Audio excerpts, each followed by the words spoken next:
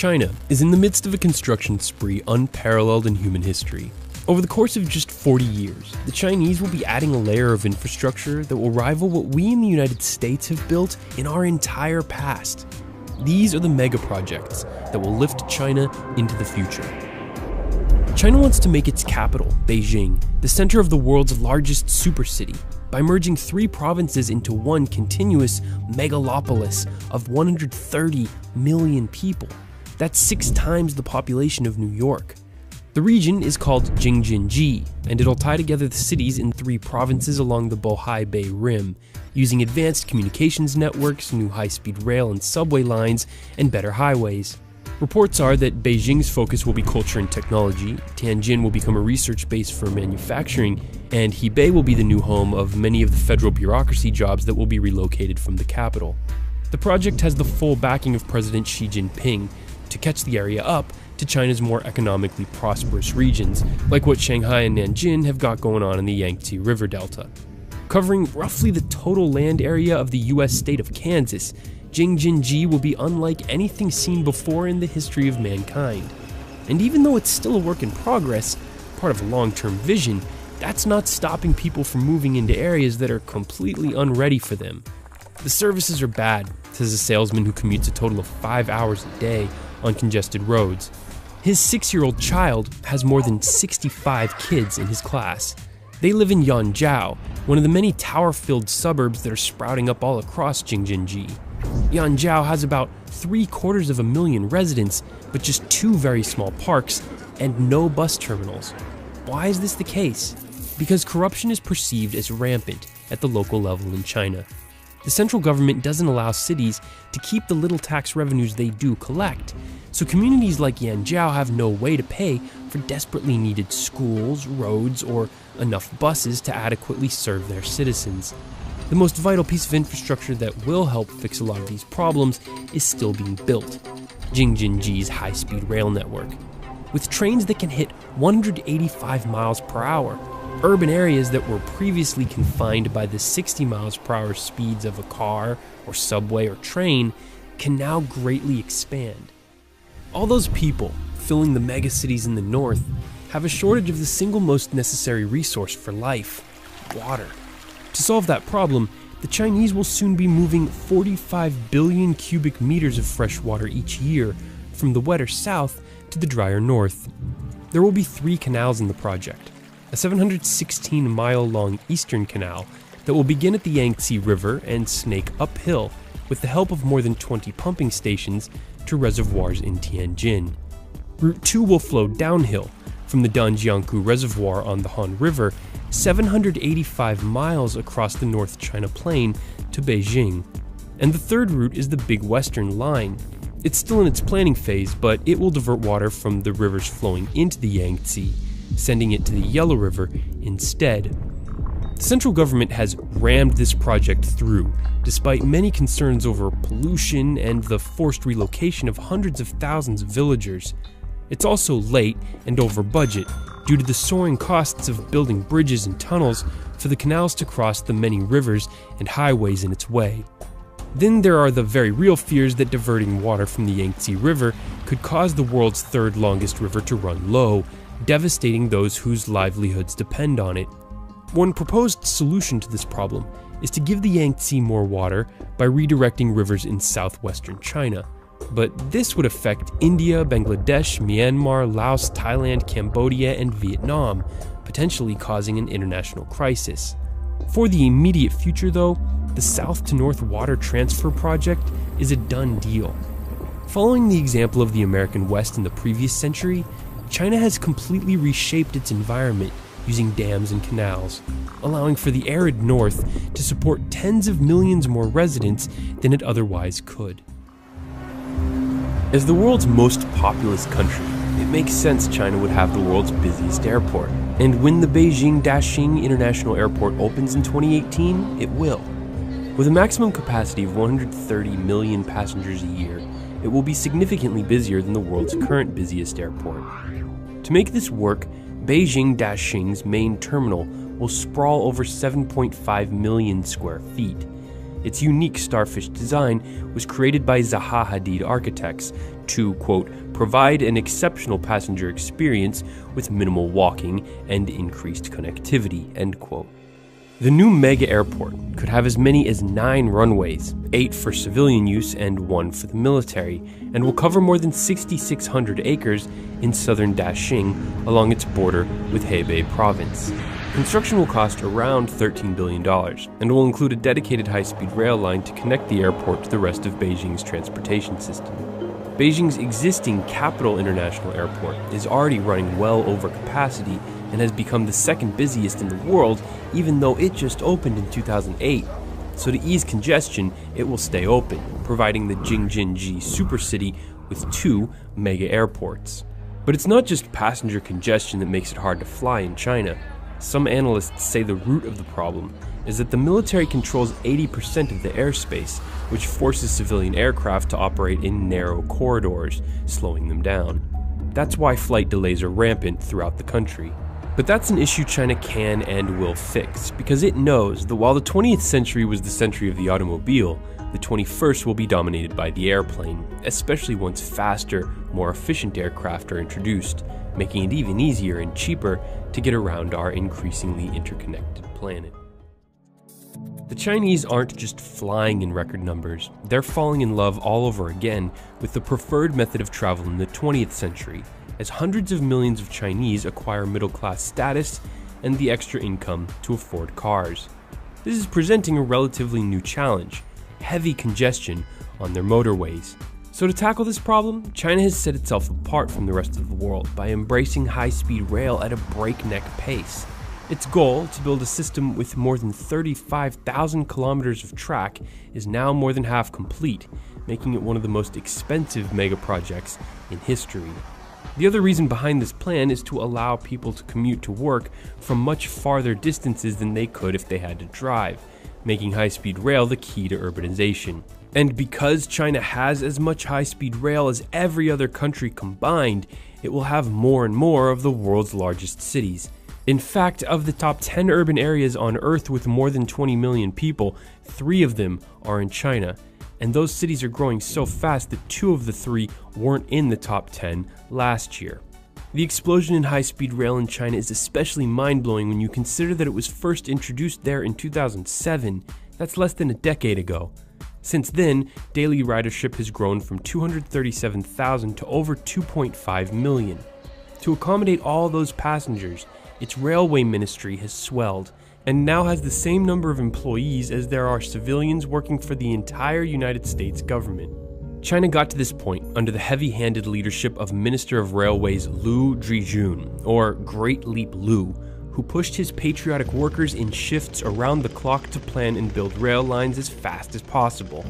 He famously said, "To achieve a great leap, a generation must be sacrificed." Lu meant his workers, but when a poorly designed signaling system caused a dramatic crash on a viaduct high above a valley in 2011, it was clear that some of the first generation of passengers would be sacrificed as well. China's railway system has been plagued with problems, including corruption and quality concerns. Authorities have come under fire for the way they've handled the accident, especially when they buried several carriages before carrying out an investigation.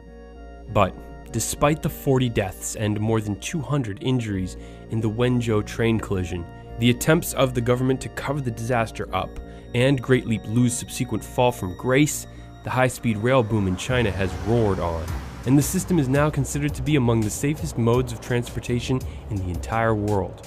It also leads the globe in annual ridership, has the longest single service at 2,400 kilometers from Harbin to Wuhan, and has the fastest commercially operated train, with peak speeds of 430 kilometers per hour. Now, having successfully linked up much of its own country with high-speed rail, China aims to do the same for the rest of the world. It is building systems in Turkey, Saudi Arabia, and South America, and is bidding on projects in Russia, Brazil, Myanmar, and the United States. Now for the most dangerous project on the agenda. The world's longest underwater tunnel will connect the cities of Dalian and Yantai across the Bohai Sea, passing through 2 deadly earthquake fault zones. At 76 miles long, it will be longer than the current first and second ranked underwater tunnels combined, and at a cost of $42 billion, it will be extremely expensive. But the Chinese calculate that it will be worth it. For one, it will slash the 8-hour drive between the two cities to under 2 hours. It will also connect China's isolated northern Rust Belt with its wealthy east coast, adding an additional $3.7 billion to the economy each year. The experience could also establish the Chinese as the preeminent submarine diggers in the world, and would be a serious practice run for far more ambitious potential future mega projects like connecting China to South Korea, or even Russia to the United States across the Bering Strait. Yes, that has actually been proposed. This isn't the first underwater tunnel project for Chinese engineers either, who already gained some experience by completing the 3.8-mile long Jiaozhou Bay Tunnel in 2011. But while the Bohai Sea is roughly the same depth as the Jiaozhou Bay, the tunnel underneath it will be 20 times longer. When it comes to construction, if they're lucky, the Chinese will encounter only soft seabed, allowing them to use tunnel boring machines the whole way. But if they run into harder rock, they're going to have to use the drill and blast method embraced by the Japanese during construction of the Seikon Tunnel. Using tons of dynamite hundreds of feet underwater is dangerous business, and it resulted in the unfortunate deaths of 4 workers over the course of that project, and many accidental leaks. In 1976, the project hit its biggest crisis when 80 tons of seawater a minute began leaking in. 1.5 kilometers of tunnel flooded. It took 5 months to get back on track. The Bohai Tunnel will also have to withstand magnitude 8.0 earthquakes. In 1976, the deadliest earthquake in modern history, a 7.8, killed a record 650,000 people in Tangshan and surrounding areas. In 1969, a quake measuring 7.4 on the Richter scale shook the Bohai Bay itself. And there doesn't seem to be much the engineers can even do about that threat besides simply reinforcing the strength of the tunnel walls.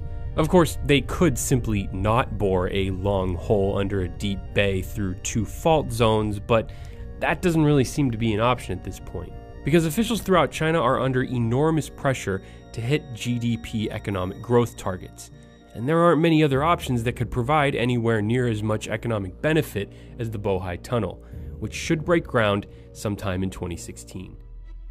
By now you're seeing the trend here. The world's biggest city, the world's longest canal, biggest airport, longest high-speed rail network, and underwater tunnel. So the fact that China is building the world's largest wind farm too shouldn't surprise you. The Gansu Wind Farm project will produce 20 gigawatts of power by 2020 and will cost nearly $20 billion to build. Turbines are going up at the staggering rate of 35 per day across the 3 areas that make up the power base. In 2012, Gansu's capacity surpassed the total wind-generated electricity produced by all of the United Kingdom, and it's just the largest of 6 mega wind farms currently under construction throughout China. But China isn't embracing wind just to reduce its carbon emissions. It's doing everything it can to simply keep the lights on. Some parts of the country, with booming middle-class populations, suffer persistent electricity shortages because, just like us, people want refrigerators, dishwashers, washer and dryers, and computers in their homes. But there's only so much energy to go around.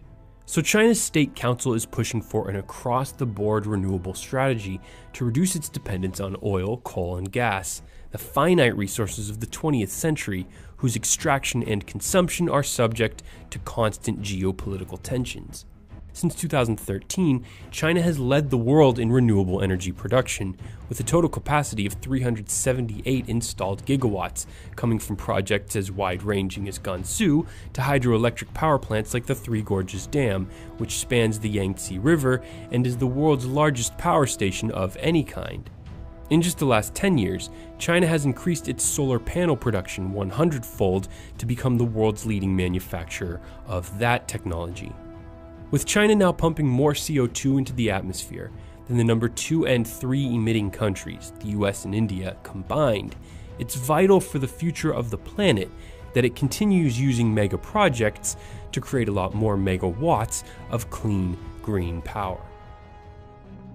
Another answer is nuclear power.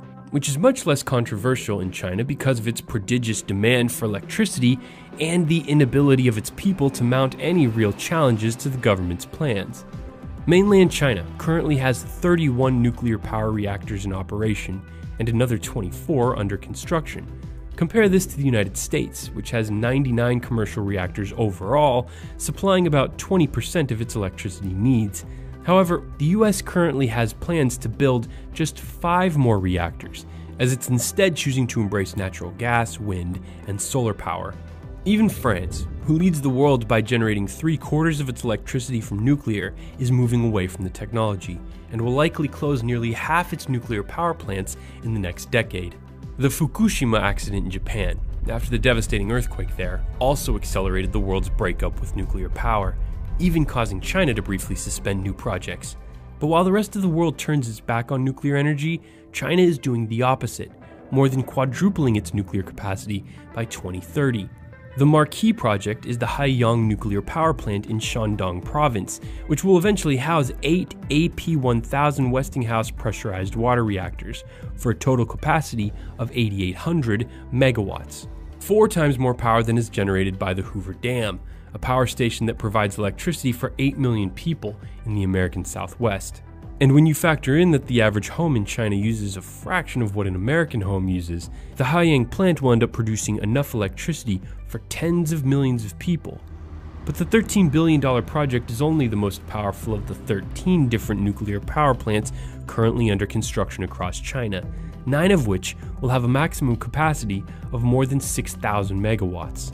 Most are near large cities, where power is needed most, but this strategy raises concerns that if there were an accident, tens of millions of residents could be exposed to dangerous radiation.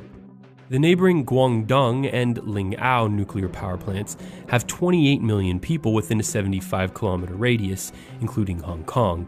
That's many more than the 8 million who live within 75 kilometers of the San Onofre nuclear generation station in Southern California. But the decision was taken in 2013 to shut the California plant down, after numerous safety concerns became known to the public, highlighting the opposite directions the two nations are heading in when it comes to nuclear power. The other issue China must deal with is how to dispose the many tons of radioactive waste it will be generating, which is always a contentious issue because no one wants that in their backyard. The current plan is for construction to commence in 2041 on a high-level waste repository site in the Gobi Desert. On the whole, the danger of a costly nuclear accident that China would pay for in both blood and treasure is fairly significant, but Beijing is apparently willing to live with that risk, judging by its unrestricted embrace of nuclear power. But these are tough choices, and it's important to keep in mind that in the age of climate change and ecological interconnectivity, nuclear power is still an infinitely cleaner alternative to burning coal. The final megaproject featured in our series perfectly highlights both China's ongoing struggle to maintain its unprecedented growth and the unbelievable ambition that's fueling its rise. A constant challenge for most big cities is that there's only so much land to build on. For Hong Kong and Shenzhen, two neighboring metropolises with a total population of nearly 20 million, the boundary it's running into is water, specifically the Pearl River Delta, which separates the uber-populated eastern corridor from the far lesser populated cities of Macau and Zhuhai on its western shore. Today, to get to Macau after landing at Hong Kong International Airport, you are faced with either a 4-hour drive around the mouth of the delta or a long ferry ride through frequently rough waters. But that's about to change, thanks to a $17 billion 6-lane multi-part bridge that will cut the trip down to a 45-minute drive. It is an incredibly complex project and includes cost and construction sharing agreements between mainland China and its special administrative regions of Hong Kong and Macau. Inspired by both the Chesapeake Bay Bridge Tunnel in the US and the Øresund Bridge that connects Denmark and Sweden, the Hong Kong-Zhuhai-Macau Bridge will not only have to withstand typhoons, but to avoid cutting off one of the world's busiest shipping routes into Hong Kong and its unusually deep natural harbor, it will plunge underwater as a tunnel. And at 28 kilometers, its longest stretch will be as if 15 Golden Gate bridges were lined up end to end to end to end. And that's not even the craziest part. Because Shenzhen doesn't want to be left out, It too will build a mega bridge across the delta, just a few miles to the north. Basically, the region is booming so fast, and competition to tap into the cheaper land and labor available on the western side is so great that Shenzhen and Hong Kong have both committed to building multi-billion-dollar mega bridges, and will essentially race to see who finishes theirs first. As you can see from a close look at the map, cities with populations totaling more than 40 million people surround the delta, thus revealing the master plan to lay the foundation for China's second megalopolis, an urban area that could eventually exceed 100 million residents. We started this video with Jingjianji, and we're ending it with what I'm calling Hongguangzhang, two megalopolises, each serving as perfect bookends to our story of China. A country that is counting on infrastructure megaprojects like those we've profiled to serve as the foundation for its rapid urbanization. But how well it manages that urbanization will largely define whether it continues its ambitious rise for the rest of the 21st century. For TDC, I'm Bryce Plank. This has been another Daily Conversation original multi-part documentary. If you found the topic of China's addiction to mega projects as fascinating as I do, hit that like button and share it with your friends and followers.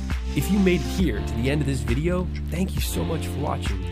Click on the on-screen annotations to enjoy the other mini documentaries I've made, like the Future Mega